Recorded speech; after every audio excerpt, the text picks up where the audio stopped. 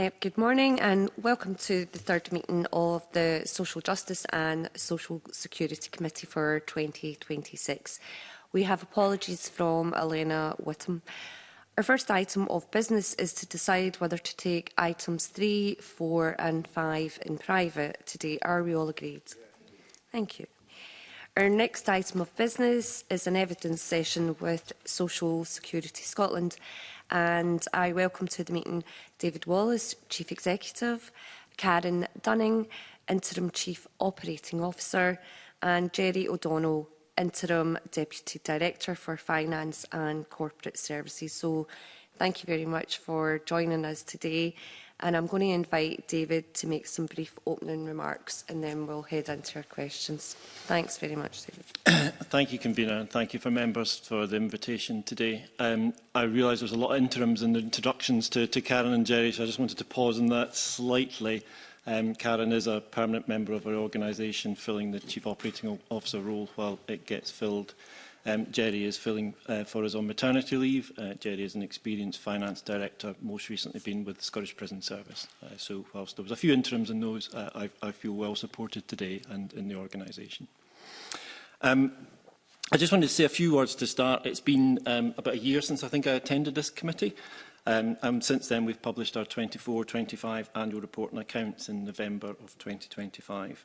And I'm grateful for the opportunity today to update on Social Security Scotland's performance over the past year.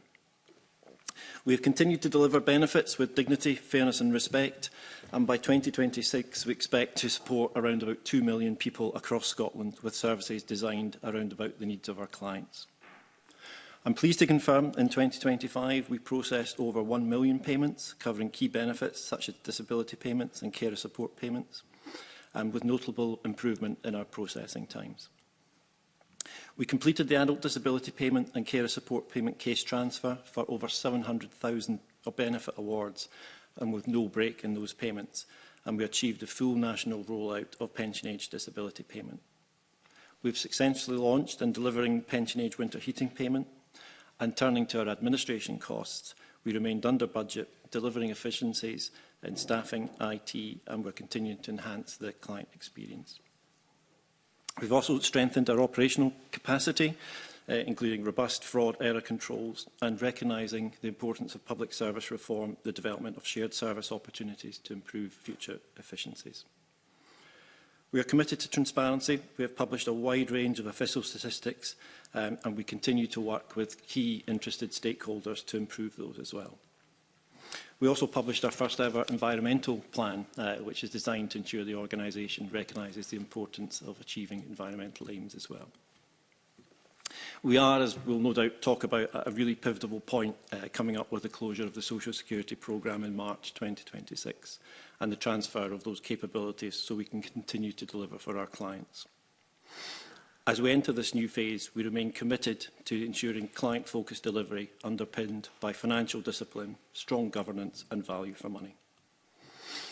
This spring, we will launch 2 new benefits to support carers, the Scottish Carers Supplement and the Carers Additional Payment.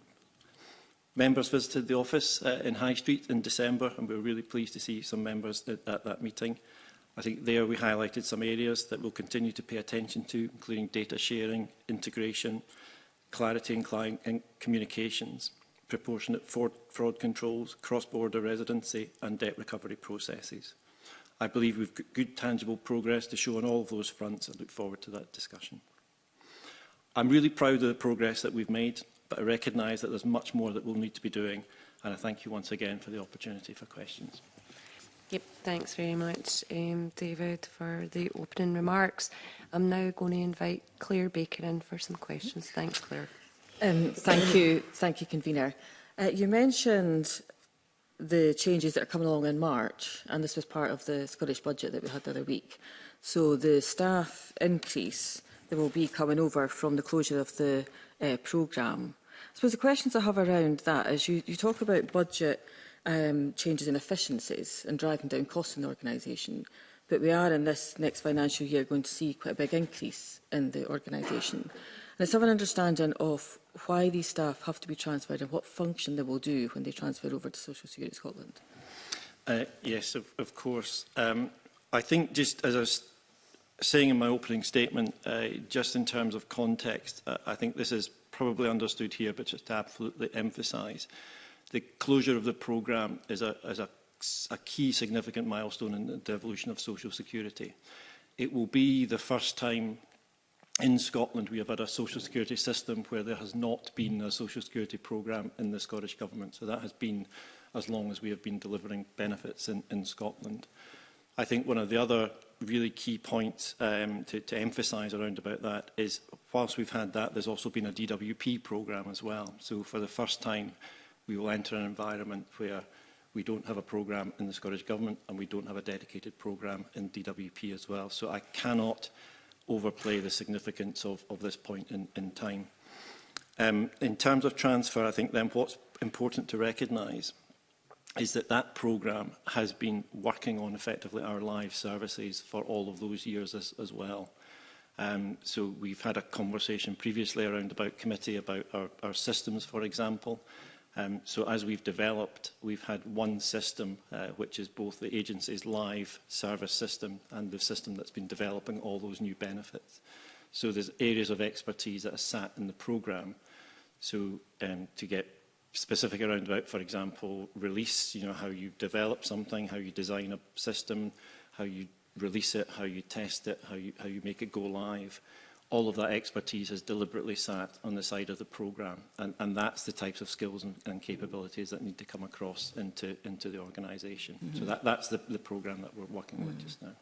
Because the programme is described as the function of developing new benefits passes from the Scottish Government to the agency, and policy remains with the Scottish Government. But while we have the additional child benefit that's been announced, I don't think it's anticipated there will be significant new benefits, and it just seems it's quite a big increase in staff and quite a big increase in budget. It's just understanding what the function is, because the function they were performing in the Scottish Government seems different than the function they'll perform at Social Security Scotland. It will. It is worth noting it is a significant decrease from the programme at its height. So whilst it's an addition to the headcount of the organisation at this point of transfer, it is a significant reduction in capability and capacity from the peak of the programme, which I think was around about 2022-23. At one stage, as I say, I'm not responsible for the programme currently, so it sits elsewhere, but I think it had over 800 people in the programme alone, for example. And the programme also drew quite heavily on contracted resource as well, so even that 800 figure wasn't, as it were, the whole capacity that's coming across. So there is much reduced capacity coming across, and it is focused on those areas that is particularly around about supporting live. It is also particularly the change capability. So whether that change is about brand new benefits or whether that change is about lots of things which I suspect we'll discuss today, whether that's improving fraud, whether that's improving data, whether it's improving the client experience, that is the skills that we're bringing across. So I would describe it as a change capability, transformation capability, and indeed continue to drive public service reform efficiencies across the organisation. So it's those wide capabilities that we're coming across from the programme. You're absolutely right, but we also want to be in a position that whatever administration may be in the future, when demands are made to continue to refine or change policy through to current policy versus brand new potential benefits, we are in a position where we're not having to stand up all of that capability from a standing start. Mm-hmm. So it's a reduced capability from or capacity rather from the height of the programme quite significantly, but I do recognise it's a big transfer. It's a big transfer, yeah. Because also looking at what happens or what's anticipated to happen over the next few years, it would look like there is a bulge in this next financial year, and the spending, Social Security Administration spending plans start to reduce. So in 3 years' time, it comes down to 384.4 million. So there is a bulge in 26-27, and then anticipated reductions. And how is that planned to be achieved? So I think that's in the spending review, is that right? Yeah. Yeah. So some of that, and I might just turn to Jerry to bring in some of the budgeting part of this as well. We will have assets on the books which will be part of depreciation as well. So I'm not sure exactly which figure you're referring to, but there'll be some depreciation, lots of capital in there as well. In terms of the year after, I mean, you're absolutely right to point out, you know, the peak or the bulge, as it were, of activity. The two brief things I would probably say on that as well. You know, when the programme closes at the end of March, as I said in my opening statement, we'll just have delivered those two final benefits from the programme. So the organisation will sort of be, as it were, just reach the peak of its operational requirements. It will be the first time that we've done all of those live benefits that we need to be doing. So we have always had the challenge of measuring sort of a moving target as it goes up as well. But what we have been able to demonstrate, and you know, Karen may want to come on this as well, once we can get stability and once we get some experience of those benefits, we have also demonstrated that we can bring that headcount and staffing downwards as well. But the scale of the reduction that you're referring to in terms of a peak and going downwards does require and does rely on that investment to ensure that we are absolutely delivering efficiencies inside the organisation in order to deliver those levels of expenditure. And one of the journalists recently did some work around comparisons with DWP and the amount of staff we have in Social Security Scotland, which is significantly higher at Social Security Scotland. Do you want to be set out the reasons why that's the case? Or? Yes. I may not refer to those particular figures. I'm clear I'm aware that that article reflected a freedom of information request which we gave out. We would always say that what we're giving out is raw data, you know, to a particular set of questions that have been asked, and that always comes with those caveats. So whilst I'm not challenging the maths or the arithmetic of those, what I would say is that we wouldn't have used those figures in those particular way to get to those calculations. I come back in terms of overall value of an efficiency, and again, you know, Jerry might want to come in on this as well. When we set out back in 2018 the fiscal memorandum accompanying the bill, what was done at the time was Scottish Government analysts worked really closely with DWP on the benefits that were transferring to Scotland. And the analysis of that was that it was about 6.3% of benefit expenditure that was needed in administration to do that. Our latest figure for that comparator at the moment is 4.6%. So we are significantly lower than the financial memorandum saying what the administration costs of the organisation would look like. So I genuinely haven't seen the calculations behind those figures, so I can't comment. But I would keep coming back to those original figures. And we had teams of analysts in the Scottish Government, and we had teams of analysts in DWP to get to those figures. And that is, I'd say, an overall, and accept it's an overall administration of all of those benefits. But it for me, illustrates that we are within a value for money envelope in terms of how that's operating. Mm-hmm. But I don't want to comment too much on the figures. I don't know the calculations that was done behind them. The final point might just be reflecting on that. And again, we might come on to it. When Audit Scotland looked at adult disability payment, you know, their recommendations are we should be able to do a bit more of that comparator. But they spent 3-4 months looking at this and didn't come up with a direct set of comparators because the information and the context isn't there to do it. And that was their recommendation, do a bit more work so you can be in that position rather than these are the comparators at the moment. Is there time for one more question? Yeah, I believe Jeremy Balfour wants to come in if you're wanting to... I just have a brief final question. Is that okay? Okay, if you want to come in, then I'll allow Jeremy to come in. Thank you. Because you mentioned Audit Scotland, so I suppose I've questioned the increasing budget. Audit Scotland have raised concerns around that there's limited evidence that the necessary resources will be in place. So they're concerned about too little budget. It's a bit like Three Bears. Is it too much or is it too little? Is it just right, I suppose? And what would you say in terms of Audit Scotland's report? So you're absolutely right. We have had this from both perspectives, too little or too much. I mean, I think the Audit Scotland report that's being referred to there is Audit Scotland's report on our annual report and accounts, rather than the ADP review, which was done as a sort of a separate bit of work by Audit Scotland. So I mean, clearly Audit Scotland come in every year and do that annual audit.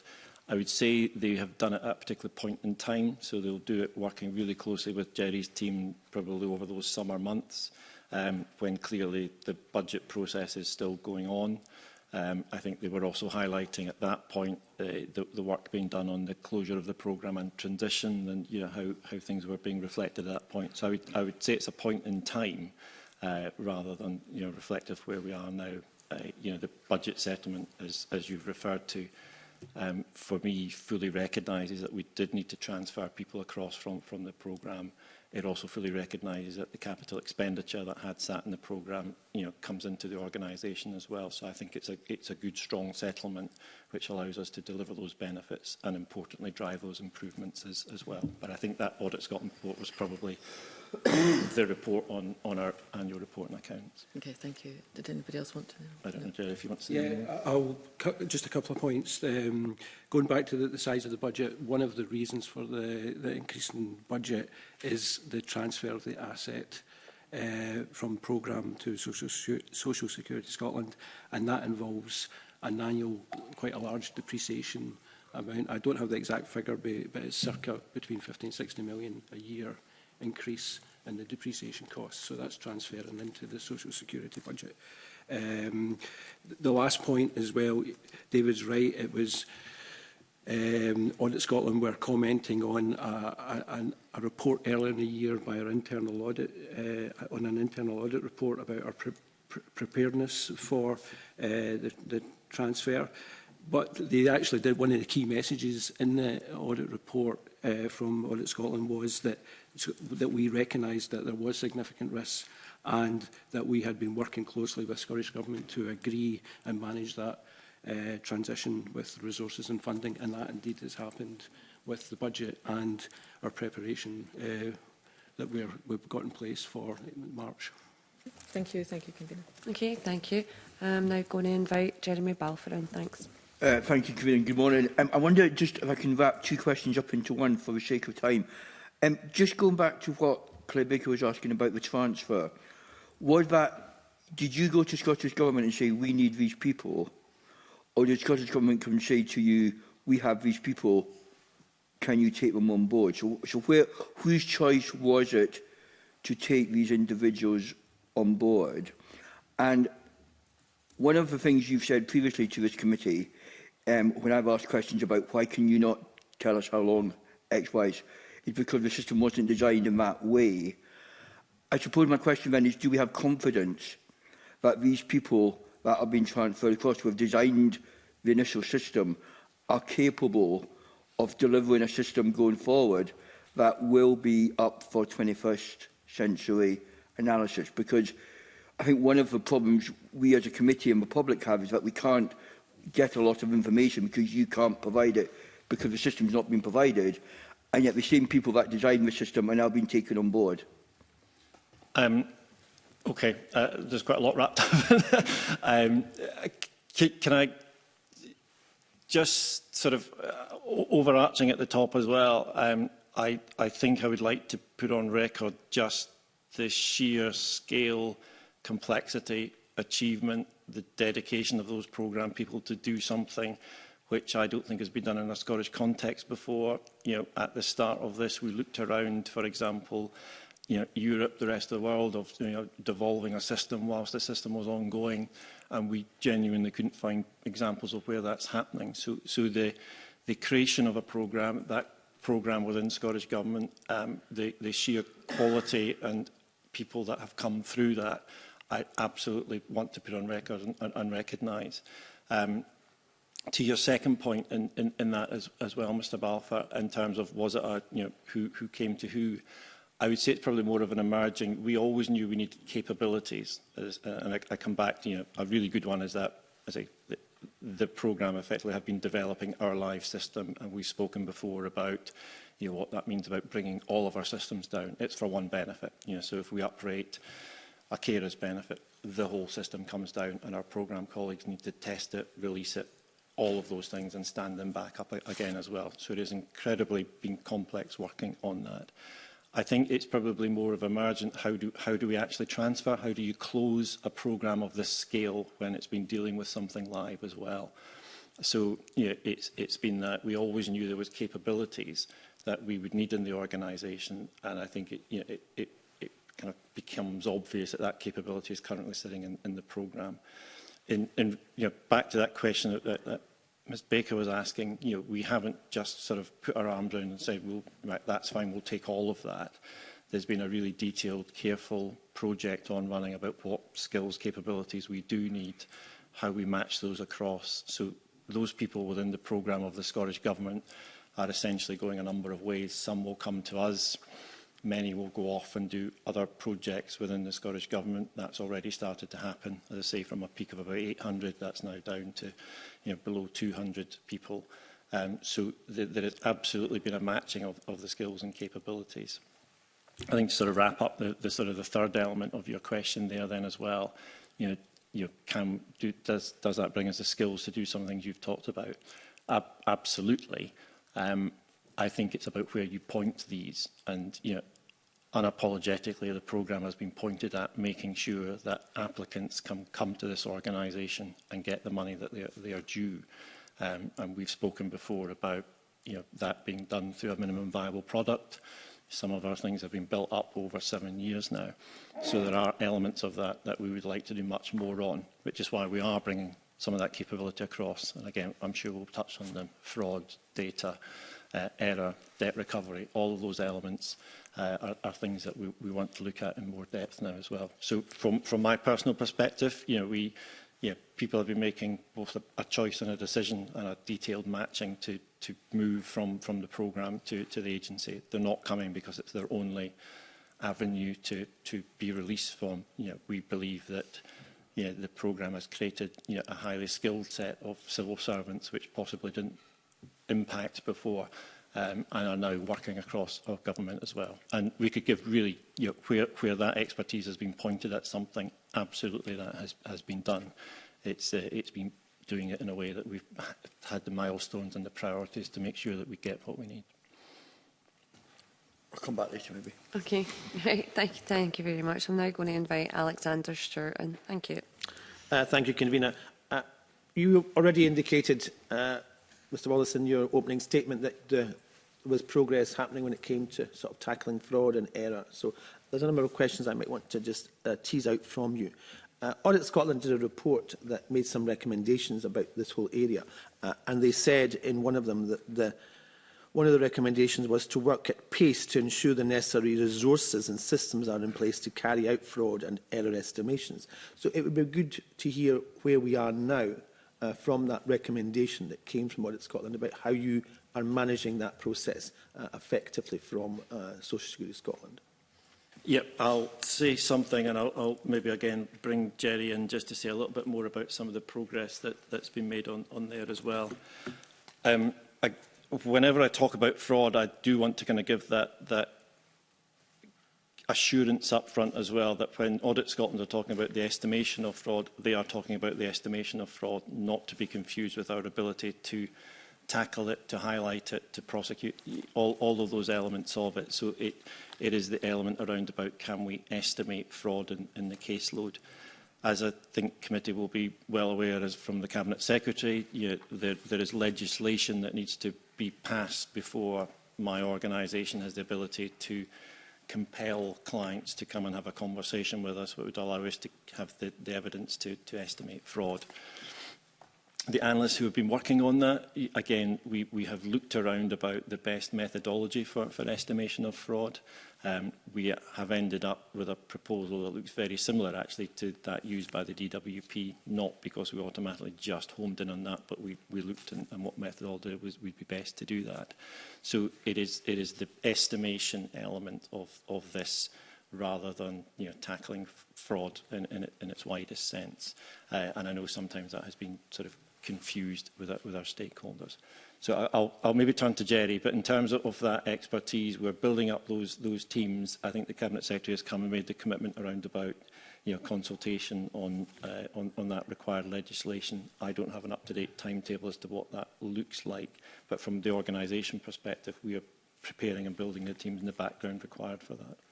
I don't know, Jerry, if you want to say that. Yeah, the annual audit report, Audit Scotland say that we have adequate arrangements in place to prevent and detect fraud and other irregularities.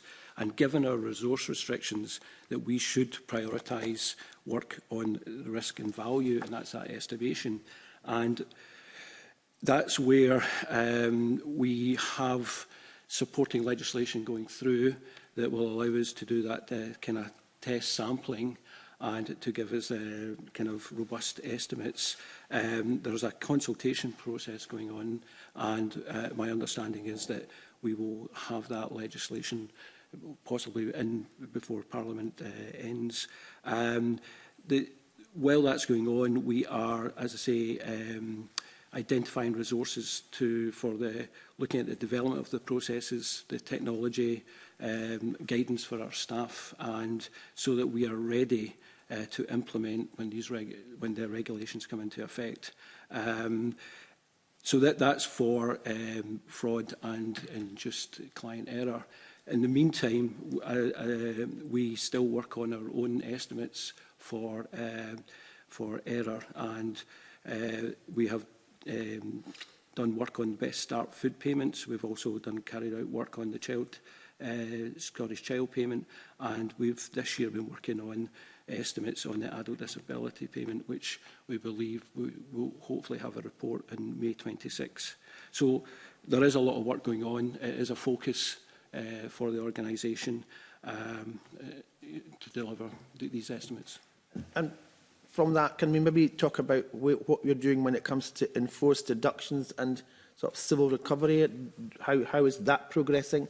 Because if you are setting up the processes and getting things in shape, then how is that being implemented? And is there a knock-on effect when it comes to how you manage to have the deductions and civil recoveries coming through?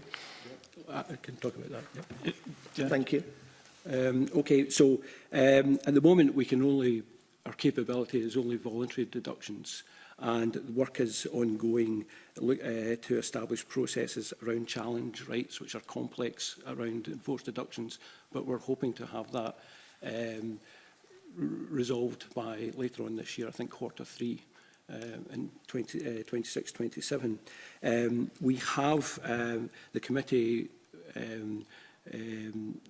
meeting that we had in December. We outlined a pilot of,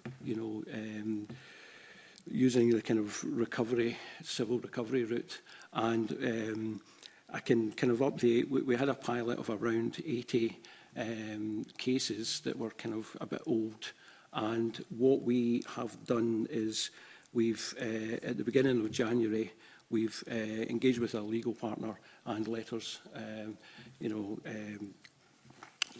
with action going out to engage, for the clients to engage. Now, what we did before we even started that process, we wrote out to all the clients explaining that we were going down this route, and we actually had 9 clients immediately come back and say, come back and discuss voluntary repayment plans.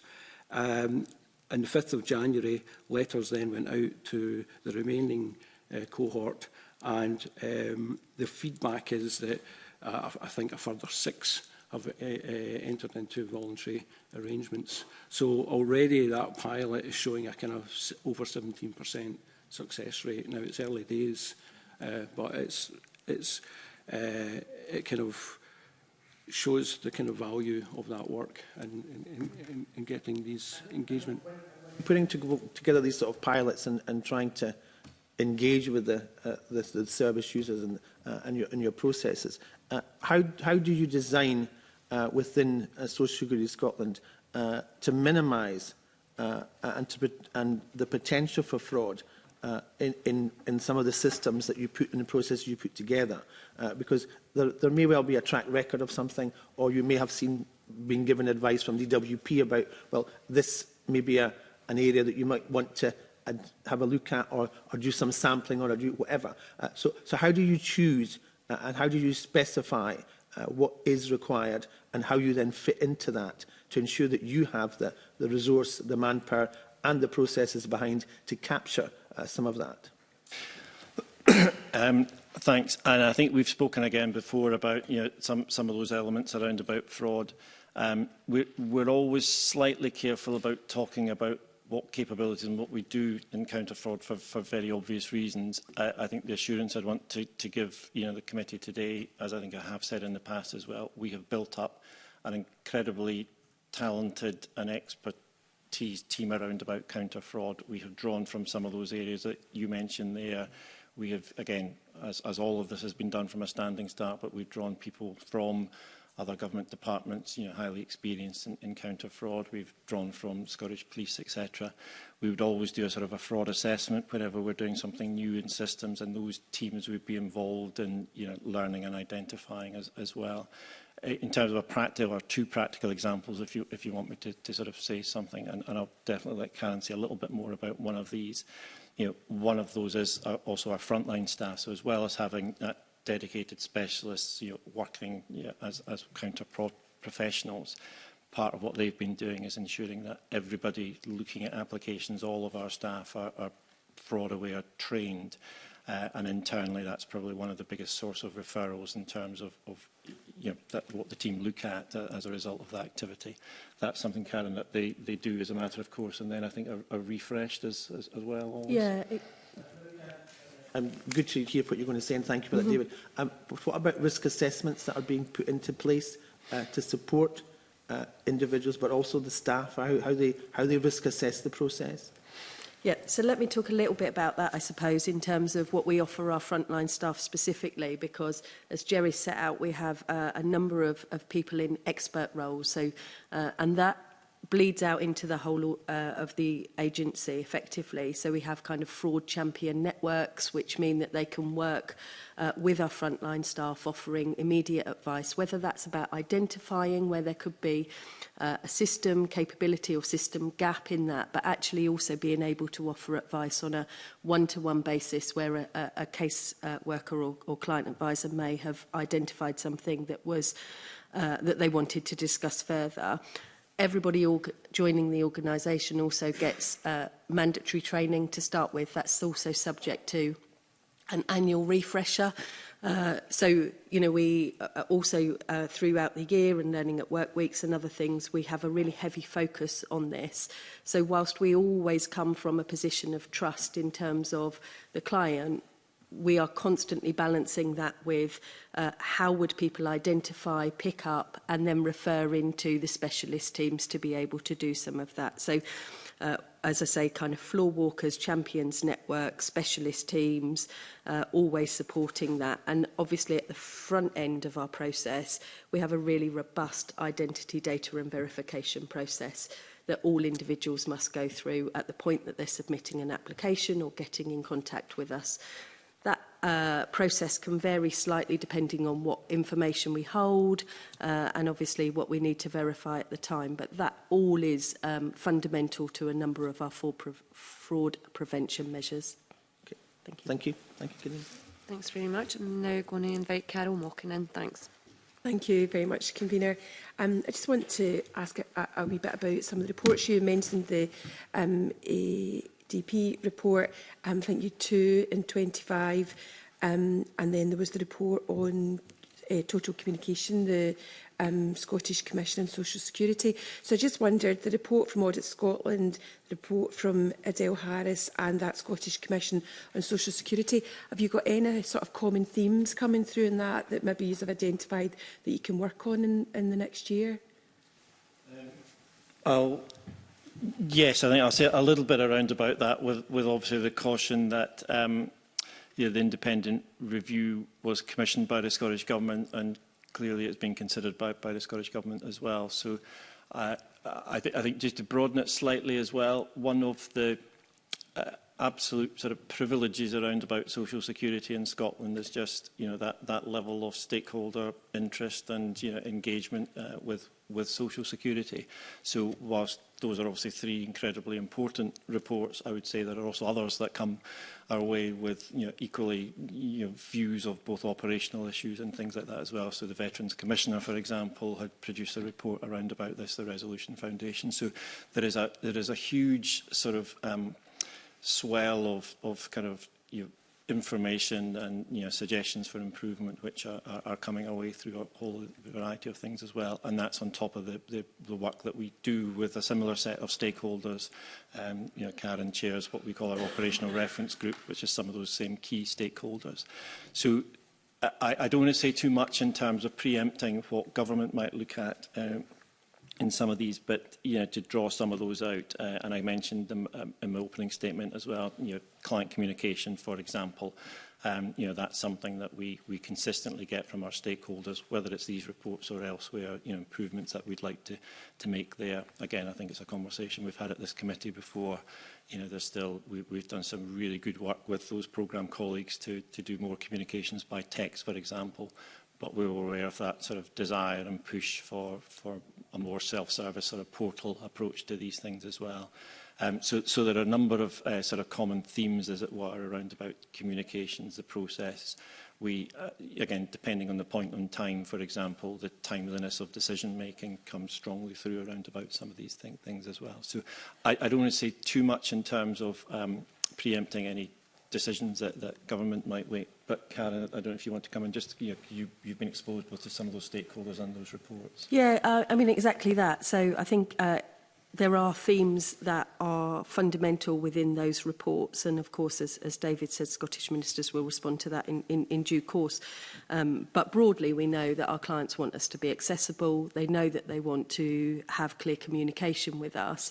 And we are a learning organisation. We talk about that quite openly and regularly. So it's not a case of sitting and waiting for reviews to come in and then considering how our services are developed and whether or not they're meeting the needs of clients. We obviously publish our charter measures, 67 measures agreed with clients and stakeholders when we set the agency up. So we pride ourselves on a lot of that. But if I can just give a quick example really around contacting us. So actually over the last year we have been making some significant improvements on our accessibility and telephony system. So David touched a little bit there on the rollout of SMS messaging, but to be really clear, actually what our data showed us in a short pilot was that clients are much more likely to pick up the phone to us where we've sent them a text in advance to say that it's us calling for a variety of reasons.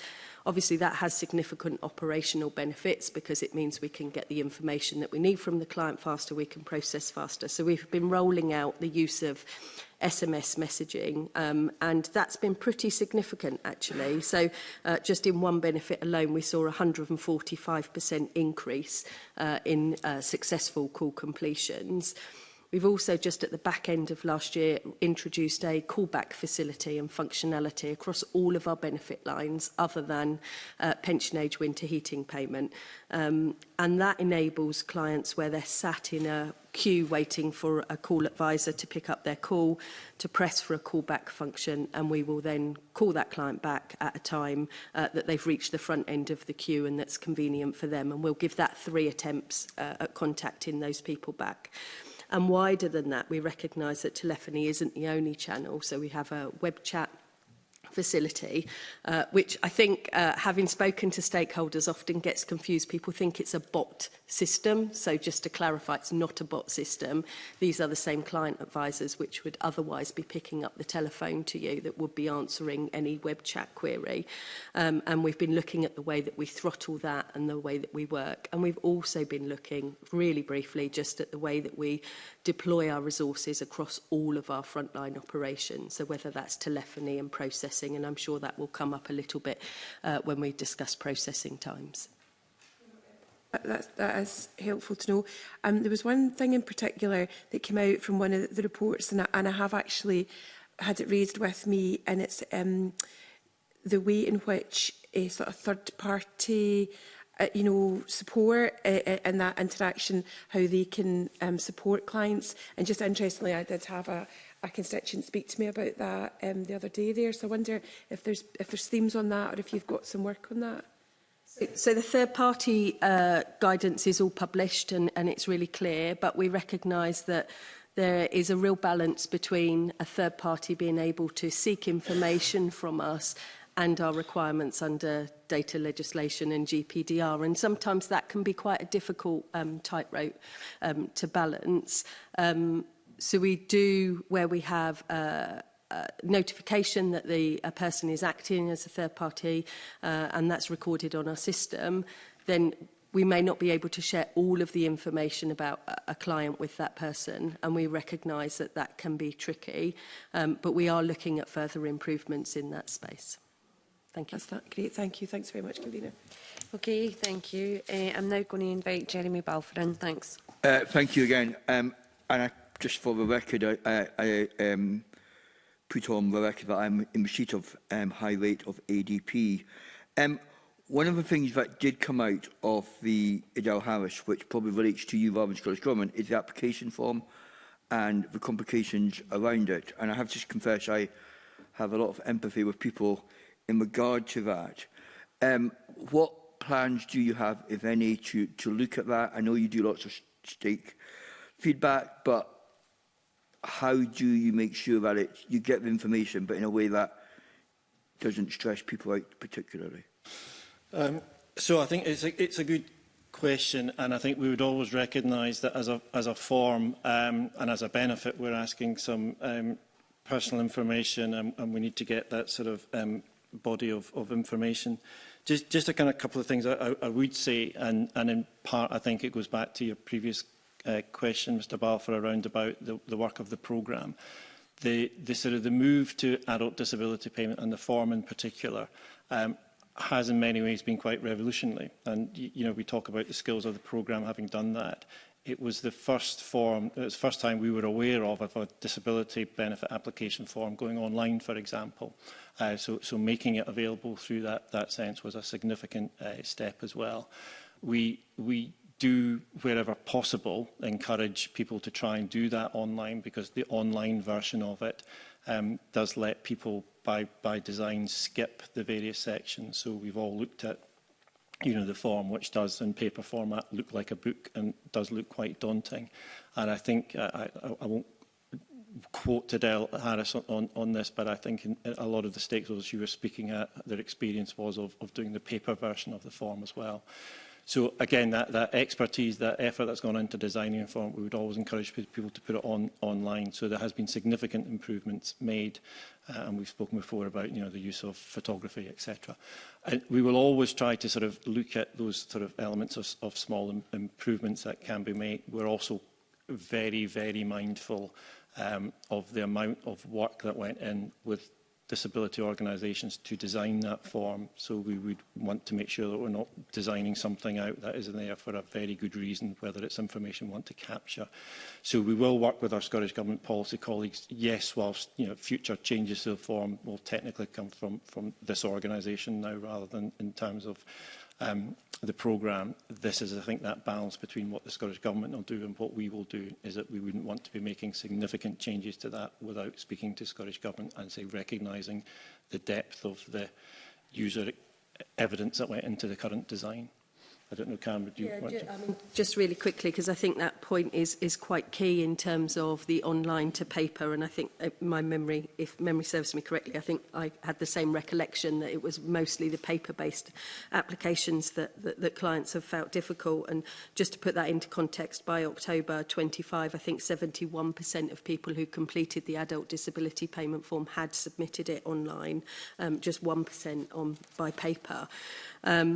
But we also know, I think, balancing that out, that 8 in 10 people, so 78% of people, do tell us that their overall experience of our disability benefits is either rated very good or good, and that increased up to 93% for pension-age disability payment. But I think just the other thing to recognise in there, not necessarily about the format of the form, is that I personally have consistently heard stakeholder feedback that it is a challenging time completing the form, because for many clients it's the first time that they've thought holistically about the impact of any conditions on them, and being able to think that through and then set it down on paper can be quite challenging in the round. I think that's why it's really important that you know, we do have different mechanisms for people to be able to submit that information to us. So we will take a full application on the telephone. That can sometimes take up to a couple of hours for a client advisor really to work with an individual to draw out that information to be able to make a quality first-time decision, but also why we offer kind of local delivery service out into the community to support people with the completion of those forms. Thank you. And again, I don't quite know where the interchange between yourself and Scottish Government is on this, but I transferred across last January very successfully, so thank you for that. I then got asked if we would do a review of my case, so that came a few months later. It was about 8 or 10 pages, which basically, in summary, said, has your condition changed or not? Which did seem to me, one, quite a lot of paper to ask one quite simple question. And two, I wasn't quite sure what the purpose of that was in regard to what good does that do for the individual who gets a lot of stress with a letter, and what good does it to you? Because you get every year when you get your award, you get told if your situation has changed, you need to notify yourselves. I'm just not sure what that point of that form is, which seems, one, quite wrong, and two, does it actually make any difference to the number of people who are claiming? Shall I?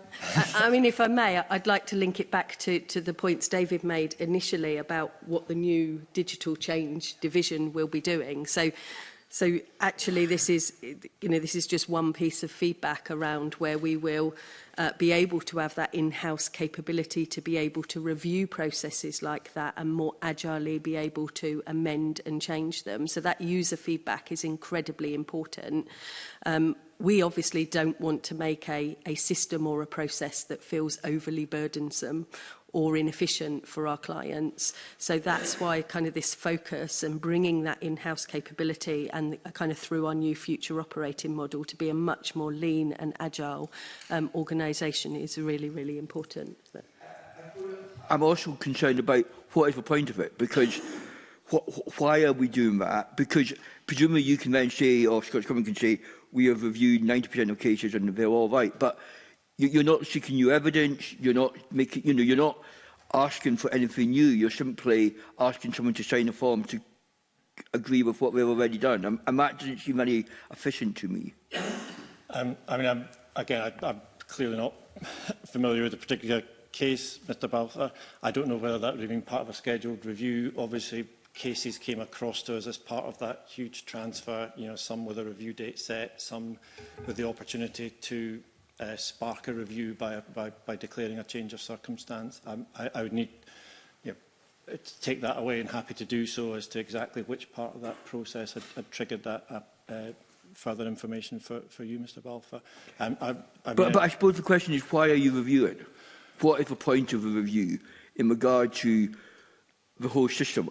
That's what I'm fundamentally I'm struggling to find out, is what is the point of a review when you're not asking someone to give any new information. They're simply being asked to confirm information that is already within your knowledge.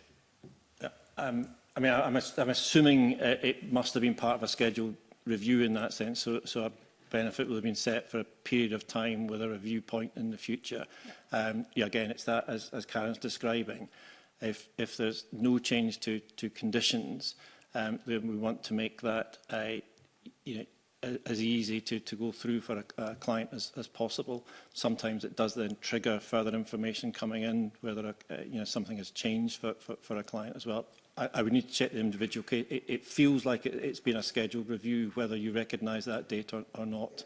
I think what would be interesting for the committee is to know, out of review that you do, how many cases then change, either for a higher award or a lesser award. And if you have that information and could provide that to the committee, I think that would be quite interesting. I'm conscious of time, so I'll maybe move on.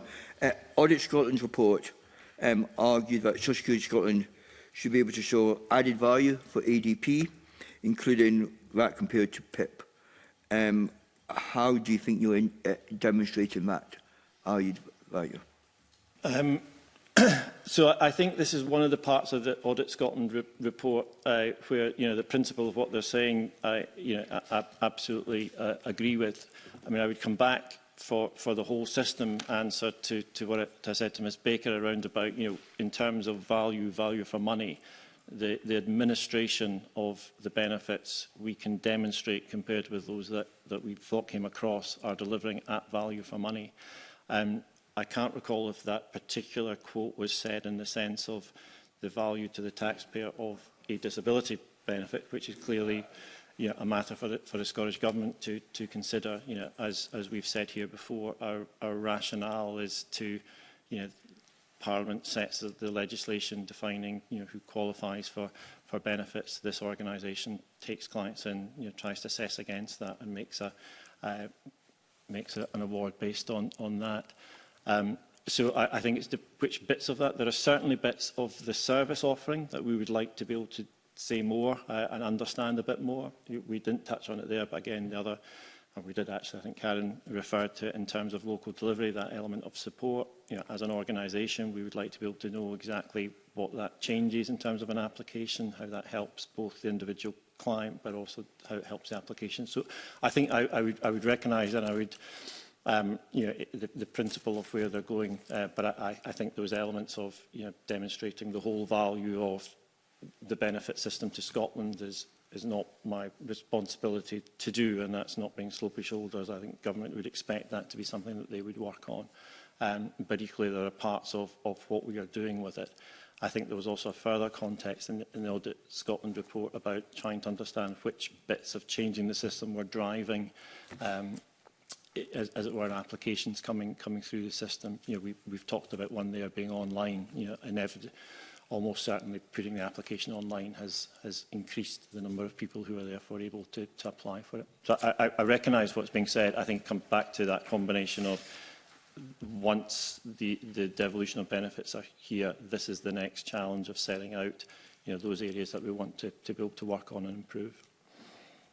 Thank you. Thank you, Rita. Okay, thanks very much. I'm now going to invite in Bob Doris. Thanks. Thank you, Convener. Good morning, everyone. I would like to kind of focus a bit on processing times for applications and call waiting times. I'll pick on adult disability payments. I think they've been the most challenging within the organisation. It would appear from the figures I'm looking at, those waiting times and processing times are nudging up again. So I know you can tell me that they are still much further down compared to the peak when things were not going so well, but they are nudging up again. Can you explain to me, Mr Wallace, why they're starting to nudge up again? Yeah, I mean, I'll definitely bring Karen in if that's okay, just to kind of say a bit more around about the detail of those. I mean, the time to process will move around about, depending on a number of circumstances, the demand that's coming into the system, the cyclical time of year as well. In particular, I think at this point of time, we know we've had to move resource around about the organisation for those winter payments that are going through at the moment and in preparation for those new benefits coming that I'd said. So this is always a sort of a balance of trying to make sure that the resource of the organisation is in the right place to keep that correctly done. So I think, Karen, you might want to say just a little bit more around about how that's done, if that's yeah, right. Absolutely. So, I mean, as David's indicated there are obviously those peak seasonal demands. I don't think we're going to shy away from the fact that this winter has been significantly so it's been very different for us this winter, given the launch of pension age winter heating payment in Scotland, and we're going to touch on that later, plus our normal winter heating benefits and preparation, of course, for our uprating processes. But I think specifically on adult disability payment, which I think is what was drawn out in the SPICE briefing, then the latest statistics definitely do show a slight increase up to 51 working days in October. But actually across the financial year, they're currently sitting at 44 working days, which is an improvement on last year at 46 days. And as you say, at the absolute peak in 2022-23 of 79 days. So I think just broadly, we're kind of constantly monitoring performance. I've talked a little bit already about those telephony improvements. Obviously, once we streamline some of those processes, that enables us to use those staff on a more agile basis to take off of answering the telephones, which can be very demand-led. And as I've set out earlier, you know, telephone calls and conversations with clients can be where's my application, or just a general query or a report of change of circumstances, but actually they can sometimes take several hours. So we fluctuate in terms of that demand, and we use those staff across of those different things. I think the other thing specifically on disability benefits is that they're really complex, actually, and we've already talked about the application form and how much is involved in doing that. So we are very focused on making the right decision the first time, so getting all of the information that we need to enable us to make that decision in the right way, and supporting our clients ultimately through that process. And you know, that is a person-centred approach. So again, it can be very, very different in terms of what an individual client needs. So I think just for reassurance, we are monitoring those statistics, those outputs. We have a number of different action plans in place. We will obviously see a reduction in demand as we come through to the end of winter, and we are using those staff as agilely as we can. So we're carefully monitoring delivery across all of our benefits. I appreciate that answer. I don't think you'd run into kind of filtering back at you asked about mean, mode and median, because obviously at different times of the year the average weight, yes, and then there's the longer weight. It's like putting all of that to one side for just for a moment. I would imagine the organisation would be planning for surge demand. The word seasonal was put in there. Is there a surge demand strategy? And if so, maybe don't give me in detail this morning, please. But could you just assure us that there is one, that it might need to be reviewed again? Because a surge demand strategy should mean that we can cope with the surge demand without waiting times going up. And just I'll roll a second question together here. Understanding is everything is linked, because it's the same person answering the phones that is dealing with the casework. So if someone spends more time answering phones, then processing times may go up, because it's the same individual who's got that case. So a bit of a reassurance about dealing with surge demand as work in progress, how the organisation can flex up at seasonal times, rather than committee members like myself saying, why is this going up? Yes, so totally, I can offer that reassurance. But I think the other thing I would say on the back of that is that as David indicated earlier, we have been delivering new benefit on new benefit on new benefit. And that means putting new systems in place. It means piloting new systems. It means trialling new systems. I think everybody would recognise that over time, once those systems become embedded, once our staff become more familiar with those processes, we see natural increases in productivity and efficiencies. So absolutely, yes, we are prepared and ready. We certainly had a strategy for this winter and the onboarding of those new benefits, and we will see that more efficiencies gain from that system as those staff and those processes become more embedded. Can I just to emphasise that point as well? So yes, as Karen's explained, there was a huge element of planning went into the winter as well. But I think I would want to sort of reassure that this is the elements of public service reform. If I was sitting here just saying we will grow the organisation and continue to do that, we need to address those drivers of demand. So we've talked about, you know, how we can make sure that people who are capable and able and willing to, you know, to self-serve are able to do that in a way that means that people are doing the higher value activities as well. So I think if I was sitting here just trying to say we'll continue to recruit correctly, you would be challenging me around about efficiency and public service reform. I absolutely would, Mr Wallace, but the idea of flexing the workforce so it can expand and contract without taking on long-term, permanent, full-time equivalents that are not required. So that's, you know, that's the organisation's job to be fleet of foot and innovative in relation to that. And I'm sure future committees will want to scrutinise that in more detail. Can I stick with adult disability payment? You'll see from our SPICE briefing, we've got a note saying that the authorisation rate has dropped from 50% in 2023 to 35%, summer 25. Now, I have no idea why that's the case. Why is that the case? So I would be wary of speculating, I think, is probably would be my short answer to that. The slightly longer one is, again, all of the benefits as they bed in, and do we see spikes, we see elements of this coming together. I think a few years ago when I sat here, again, I was asked the same question, why were we at 67% of authorisation rates compared with PIP at a UK level as well. So I don't know if the number picked out is a particularly low point in terms of that approval rate. My understanding is we're sort of more or less pegging in line with the approval rates for PIP at the moment as well. One thing I would absolutely say, and if you want Karen to say a bit more, happy to do this, what it is not is about the organisation linking any sort of ratios or payments or rationing to the people who are making these decisions. I come back to the point that I said before. We take an application, we apply the legislation, and then we make a decision based on that individual client in front of us. So I think it would be wrong for us on that to speculate exactly what's happening. That system maintains, so that, Karen, if you want, can give that assurance. The teams that are doing this activity, their job is to ensure people get the benefits that they are entitled to. I accept all of that, Mr Wallace. Not saying curmudgeonly. I'm not asking you to speculate.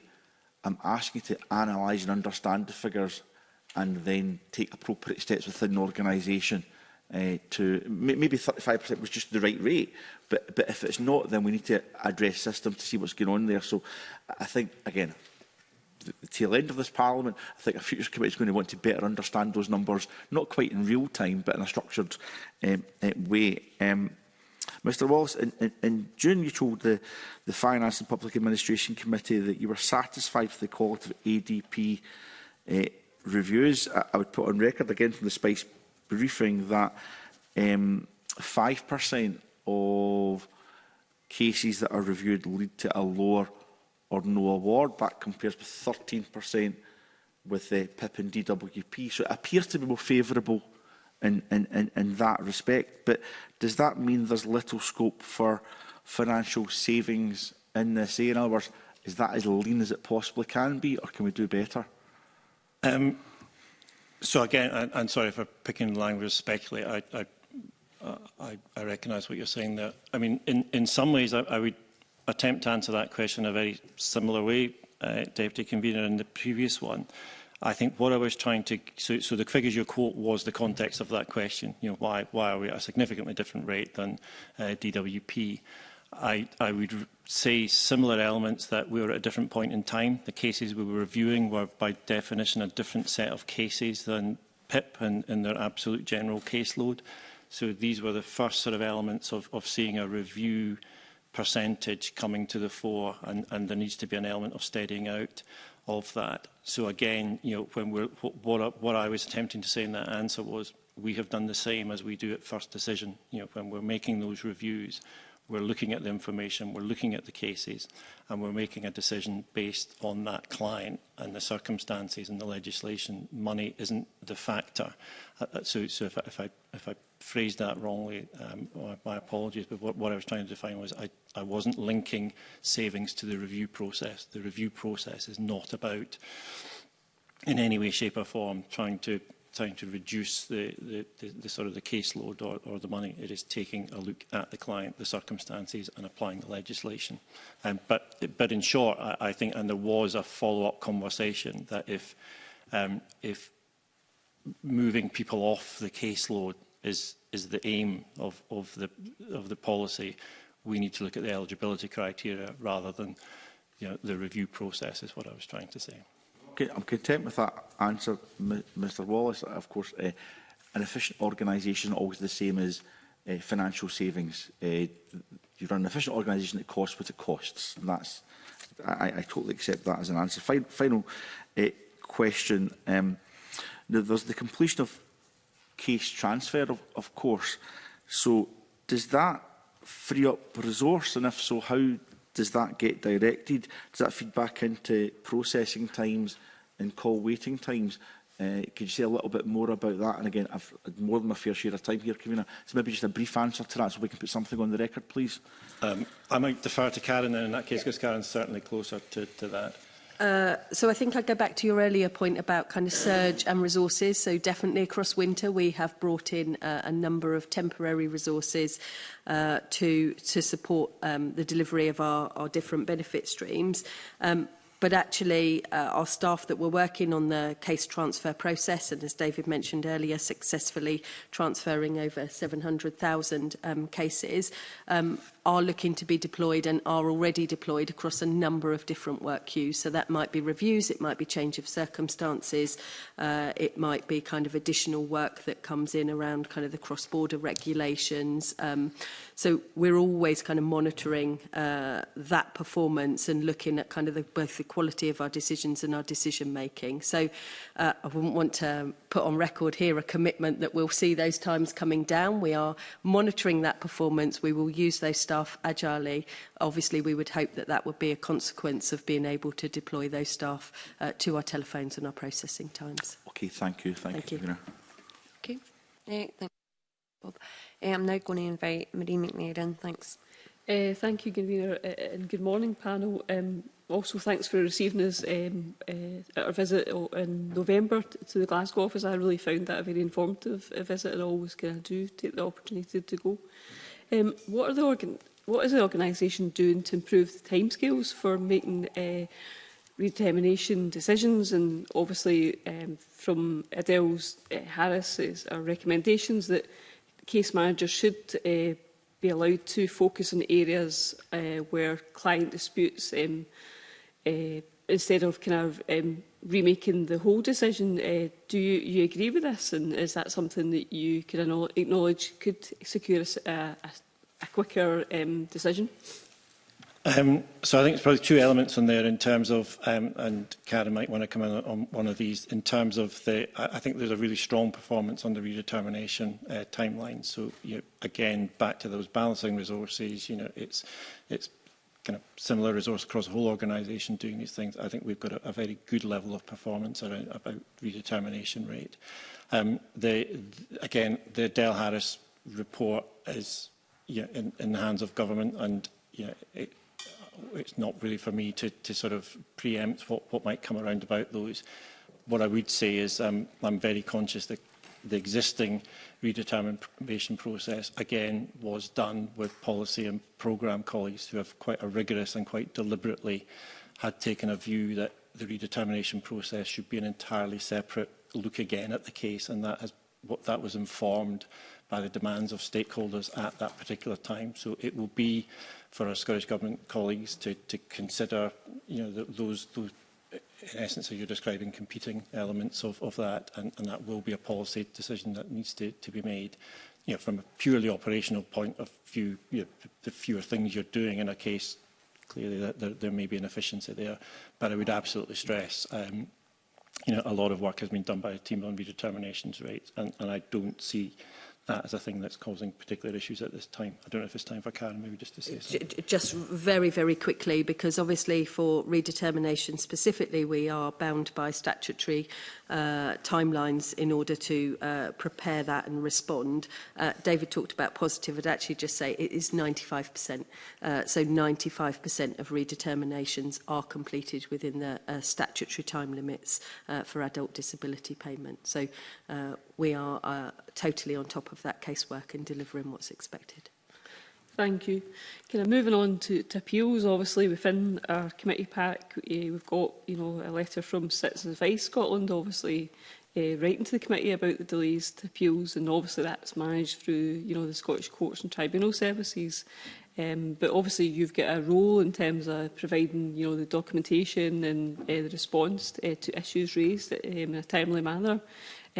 What's the agency doing to ensure that you kind of meet your responsibilities as quick as possible? Again, you're completely correct. So I won't comment on the Scottish Courts and Tribunals side of it from that perspective. What I would say, and I think actually it was probably an exchange at committee, a question by Mr Balfour in a previous session, I think just really underscored that the organisation has a huge number of interactions with other part of public bodies for the whole system to work efficiently.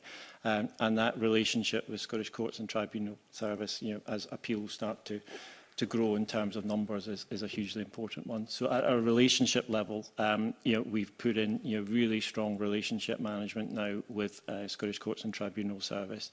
That includes conversations I've had with their counterpart as well.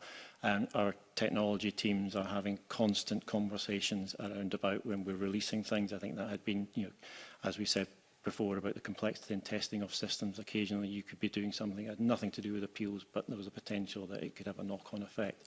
So those relationships in terms of the overall how it's interacting, how it's working, and again I would come back to public service reform actually across other are the things that we can do that can benefit, for example, other parts of the public sector. On a terms again, if there's time, Karen might just want to say something about the current status of packages going off. Two very quick things, I suppose. So we have a 7-day service level agreement with the Scottish Courts and Tribunal Service to submit our papers for validation. And again, kind of nothing to see here. We are delivering on that, and obviously scheduling delays are not attributed to delays on our side, so we don't kind of, as you set out there, control kind of the hearing schedule once an appeal's lodged. What I would just mention as well briefly is that the Scottish Courts and Tribunal Service annual report mentions the establishment of a tribunal user group, which is going to pull together, I think, for the first time, tribunal users, and Social Security Scotland will have a seat at that table, will be part of those conversations. So continuing that collaborative relationship in the way that David set out. Thanks for those reassurances. Obviously, again, we can certainly as an MSP take that back to a number of constituents as well, just kind of raising their own issues. CPAG obviously have raised their own concerns that if a disabled person has an award for short-term assistance, that it can affect their carers' benefit. Will you be providing kind of guidance, obviously, in terms of the interaction between carers' benefits and that short-term assistance?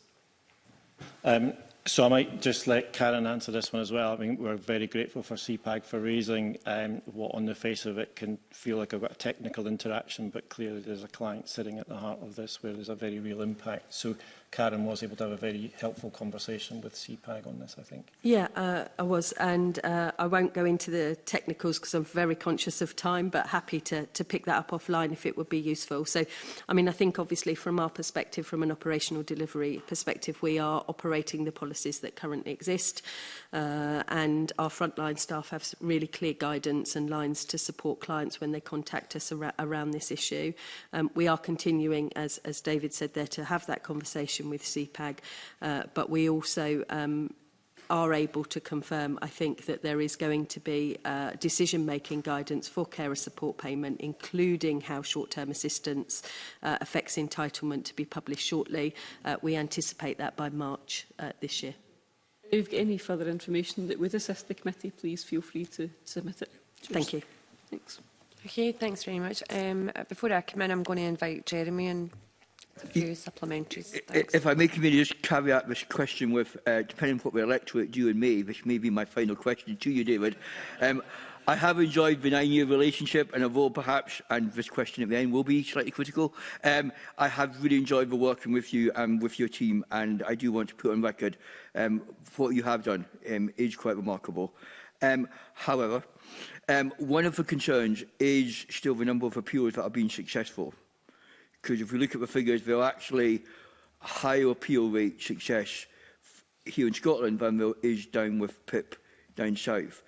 One of your great mentors 8 years ago was getting it right first time. Clearly, we're still not doing that in quite a substantial number of cases. So what training has been given to those that are making the decisions, and how confident are you that in a few years' time, there's never going to be no, but the figure will be, fairly dramatically reduced? So I'll come on to it, and can I also, if this indeed is your last question to the committee, can I recognise just the work that you've done as well, and it's been lovely to see you our offices at various points as well, and I really appreciate that. I don't take that as a critical sort of sense, so two brief things I would say on that, and again, Karen may just want to say something quickly. We will always want to be a learning organisation, so as you say, there'll be things that we don't quite right, and it's how we take that information back and bring it into the organisation, and Karen might just want to say something on that. But I would point out, again, we just, I think, need to be careful on the figures, so it may be a higher percentage, but it's a higher percentage on a lower number. So in terms of the volume, as I understand it, going to appeal, they're significantly reduced in terms of how the DWP system was operating. So I'd be careful to sort of make that direct comparison on the numbers. But I think your point is an absolutely valid one. In terms of appeals, we're still at a relatively early sense of seeing some of these flow through the system. But Karen, you might just say quickly how we assure the I think I would just point to the quality framework that was published in July last year. So it was a different approach to the quality framework. So we've embedded an entirely different way of kind of reporting on the quality of our decisions. So that quality framework is talking about kind of transparency on how we define, measure and continuously improve both decision making and benefit delivery. So and the framework kind of moves, I guess, from being just local and technical checks to a kind of system-wide capability. So it's looking at things from more of an end-to-end perspective in the way that you would expect, I think, Mr. Balfour. So how can we link back the decisions that we're making the first time to what's going through the appeal? How do we learn from those? And how do we work then to use our new digital change division to pick up on some of the learning from that and apply it in a different way moving forward? So that quality framework, I think, is really important in terms of how we continue to evolve and do those checks. So technical checks on our decision makers and client advisors, but then also this more holistic approach looking at our end-to-end delivery and where we can see trends or links between the decisions that we're making and the overall outcomes. Okay, thank you. Thank you, Karen. Okay, thank you very much. Karen, you touched upon this earlier in terms of the pension age winter heating payment. Yeah. Could you provide an update to the committee on the progress of the payments for that and how many clients have yet to be paid this winter for that particular payment? Thank you. So, as the committee will know, pension age winter heating payment is due to support 880,000 pensioners across Scotland with their heating bills this winter. We did publish data as of the 14th of December. That data showed that over 568,000 pension winter heating payments had been made at that point, and we are due to publish further statistics on the 4th of February to show the progress. Aside from just pension age winter heating payments, and touched on earlier, kind of other seasonal benefits, so across this winter, in that same statistical release, as of the 14th of December, we'd made 837,000 payments of our winter heating packages. So payments began in November, with the majority of those payments having been made by December, and we're continuing to work through the rest of this winter period to ensure that money gets to the hands of those pensioners who need it. Okay, thanks for the update on that, and we'll look forward to the stats that come out on the 4th of February, and hopefully there's no cold spell, and particularly, well, there has been up in Aberdeen, but in North East, but more so in Central. But Claire, do you want to come in? Thank you, Convener. It's just a quick question to follow up on that, because that is it's an automatic payment. It's a qualifying payment through other benefits. So I'm just trying. You have a page where you can. It's about promotion and take up of the benefit.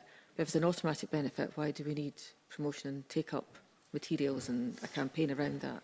So it's an automatic payment. We're reliant on getting the information from DWP to make those automatic payments. So we draw data from DWP, and then we need to sort of batch those up and make payments over a period of time. We've spoken before about sort of the systems that we've got. So, you know, the terms of the volumes that we can do it and over any single overnight sort of payment as well. So, you know, we need to get the information, we need to validate the information. There's QA that needs to go through that. Occasionally things drop out of that if things don't match. They have to be investigated, and again, that requires a manual intervention.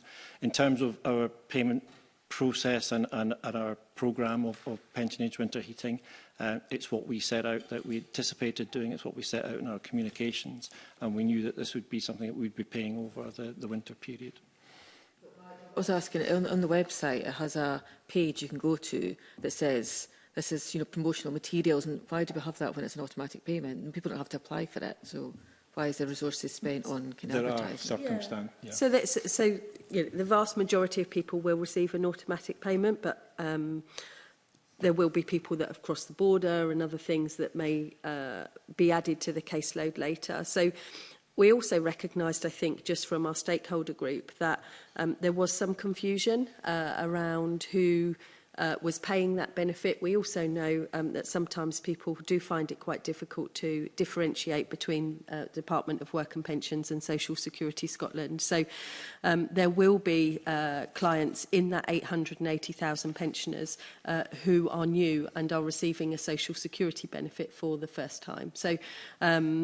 So we have promoted, and there have been, I think, you know, we're due to do a full evaluation of the communications and the marketing and the access to the trackers. But we do know there's been pretty heavy traffic across that. So I can tell you, actually, that I think between August and the start of July, that we'd received around 1,000 calls from clients who wanted to discuss the opt-out process with us. So I think you know, it wasn't just as simple as hitting payment. We know that those people that are over the £35,000 threshold will have some kind of clawback through HMRC, and I definitely think that people wanted reassurance around that process and those supporting materials to help them understand both what they're eligible for, or indeed if they may be in that process to have that money clawed back and could therefore opt out. Thank you. That's helpful. Thank you. That's helpful. Thanks very much. In light of the recent budget announcement in terms of the Scottish Child Payment being awarded to babies from 27-28, can you outline or say either way whether how complex it's going to be, you know, to create that within Social Security Scotland, and is this going to prove a huge challenge taking that forward? So I think my understanding at the moment is it's certainly not as complex as a brand new benefit, for example, as you would anticipate, and I think, you know, led to your earlier question around about it. So it is a change to the rules of an existing benefit, essentially. It's a feature of probably that discussion about the programme transferring, so people starting on this will clearly transfer into the organisation and continue that work as well. We will do the same process we do in terms of what's called a discovery to essentially work out how complex this is likely to be. My first sort of instinct around about this is, again, a bit like pension age winter heating, for example. We won't need to be going to clients to ask for additional information. We should have that information. There's no new data source required to be added into the system. So in that respect, it is a more straightforward benefit to deliver.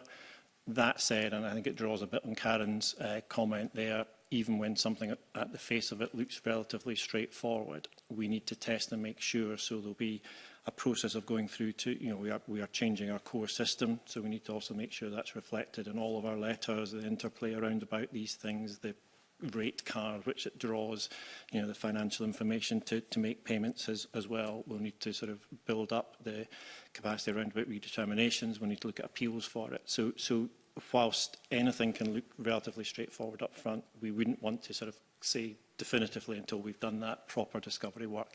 And those are those sort of skills, capabilities, which have been sitting in programme that we will draw across to make sure we're doing all of that activity and can come back in a more definitive position. But it's certainly not as complex as a new benefit. Okay, thanks, David, for that. And then just finally, you'll be glad to know as well. So given the programme of work that we've discussed this morning, to what extent will Social Security Scotland be able to contribute to public sector reform and obviously the need to reduce the size of the public sector?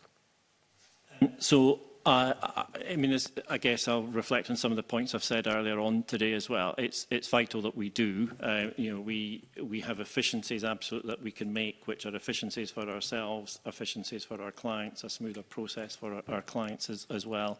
So, you know, we need to do these things, both to reduce running costs, but to become more efficient in the processes as well. There are some things that we're also doing. We recognise, you know, that as a new public service now, we're interacting with lots of other parts of the public sector, and some of those have been conversations we've had before, whether it's NHS, whether it's local authority, whether it's courts and service tribunal, whether it's the third sector. You know, we are not an organisation that, you know, sits more in a sort of a pillar of our portfolio. We wiggle across on our clients and interface with all of these. I think at one element we have sort of 200 interfaces with various other parts and organisations. So we can be a driver for public service reform, not just for us and focusing on our headcount, but actually properly looking at public service reform, putting clients at the heart of it and ensuring that we're making improvements for clients across the board as well. If I draw on a couple of examples of those, you know, we've spoken about data, for example. So, you know, the use of our data to be able to drive improvements, and, you know, while the absolute saving might rest elsewhere, that's incredibly powerful. We've talked before about the free school meals, for example, you know, using Scottish Child Payment data to enable and automate payments elsewhere. You know, there are significant wins for us to do as well. We've also spoken before about, you know, again, feeds a bit back to those earlier questions. Why do we need people doing these things? You know, we also need to continually have maintenance and replacement of the system. Our current payment platform, which relies on DWP, expires. So we are having to build a payment platform to ensure that that end bit of the process works for Scotland. And there's an opportunity for us to do that in a way which does a sort of a once opportunity for other public bodies in Scotland as well. So absolutely, yes, we do need to drive down. We need to make sure that our headcount is at the most efficient point as well. Actually, I think the more exciting and bigger opportunities are us working with other parts of the public sector and putting our clients at the heart of this. Okay, no, thank you very much for joining us today. So that concludes our public business, and we will now move into private session. Thank you.